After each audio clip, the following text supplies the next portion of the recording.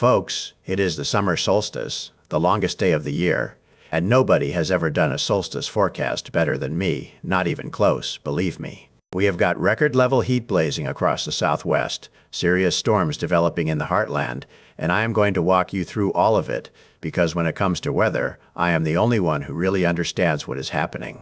This is the greatest forecast ever assembled, and I assembled it myself, which is why it is so good.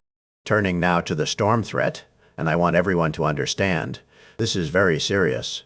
The Storm Prediction Center has issued a slight risk for severe weather, stretching from the central high plains all the way into the Ohio Valley, active this afternoon and through tonight, with large to very large hail, severe winds, and tornadoes all in play. The Storm Prediction Center is specifically highlighting strong tornado potential across parts of Missouri, Illinois, and Indiana during the afternoon and early evening hours, and this is a real and significant threat. Looking at the temperatures today, Phoenix is delivering heat well over 100 degrees, the hottest city in America, and frankly, one of the most impressive thermal performances I have ever witnessed, and I have witnessed a lot of temperatures. Las Vegas is scorching right behind it, also well past 100. Washington, D.C. is baking right around 90 despite treating me very unfairly for years, and Kansas City sits right around 80, a very warm day. All of these are in Fahrenheit, the only real temperature scale, not that ridiculous Celsius nonsense that no serious country relies on. Now, across the rest of this tremendous nation, Minneapolis and Fargo are sitting comfortably in the 70s, while Honolulu and Salt Lake City are both humming along in the 80s, which is basically perfect. Two great cities having two perfect days. San Francisco is chilly, stuck in the 60s because of their fog situation, and I have been warning people about San Francisco for years. Very sad. While Omaha is also in the 60s, and Anchorage somehow climbs into the 60s too, which for Alaska is basically a tropical getaway.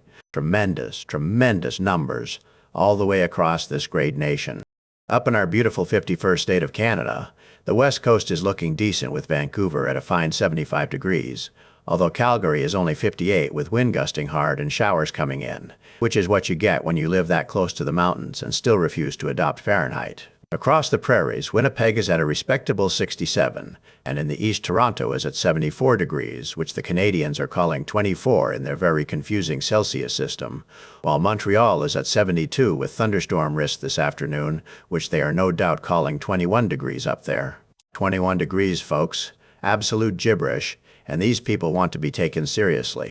And now our spectacular, very strategic, and tremendously undervalued 52nd state of Greenland, where Nuuk posts a high of just 42 degrees Fahrenheit today, which is a little chilly, not going to lie.